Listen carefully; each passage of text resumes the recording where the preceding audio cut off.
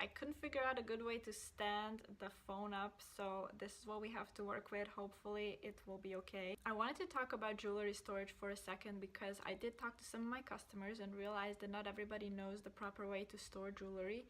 And of course, in the grand scale of life, it's not that important, but when it comes to accessories, it is, because it will prevent, well, not prevent, but it will delay tarnish from happening, and you want to do that at all costs, especially when it comes to costume jewelry that cannot be polished or clean, at least not in a cost-effective way.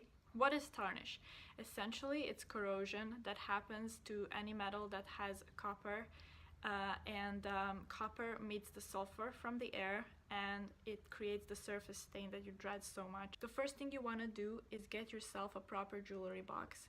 They come in all shapes and sizes. You can definitely find something you like, but do not keep your jewelry on those display racks on the dresser. I know there's so many of those that look so decorative, and it's just not a good idea because it keeps your jewelry exposed to air and humidity. Even though you might think your room is somewhat a controlled environment, it's not. It's still gonna have humidity, and it's not gonna do any justice to your jewelry. Make sure you put it away, you store it in a proper box, something like this that closes and it's somewhat airtight. And the jewelry boxes are usually lined too, so you can prevent the scratching from happening, which is great. If you have one of those beautiful glass boxes that some people like to keep their jewelry in, that could work too. Just make sure to put a piece of chalk inside, because those tend not to be airtight. Put a little piece of chalk inside, that will absorb the moisture and it will work perfectly. Change it every month or so, so then make sure it still does its job. Alternatively, silica bags works too. Those little baggies that you get in your new purse or leather goods, just throw a couple in there and that will absorb the moisture just as well. Or 3M, the company, they make silver protecting strips. It comes, I don't know how many, but several in a box, and you can just put one inside and keep it there for months on end. I think you have to change it every 6 months or so.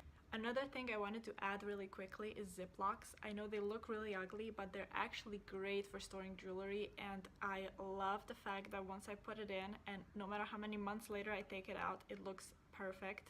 And I usually use it for my seasonal jewelry, so something I only wear in the winter or summer. Also great for tropical vacations. If you go to anywhere where there's high humidity, it's really bad for your jewelry, as we discussed previously. So keep it in a Ziploc. It's a really simple solution. Everybody has those around the house, and why not use them if you have them? Any type of body products, sweat, perfume, moisturizers, creams, deodorants, anything like that will accelerate tarnish. So what you want to do is put on your perfume first, wait 2 minutes for it to dry, same with moisturizer, and then put your jewelry on. And when you take it off at night, just make sure to maybe just run it under warm water and then wipe it with a soft cloth and then put it away.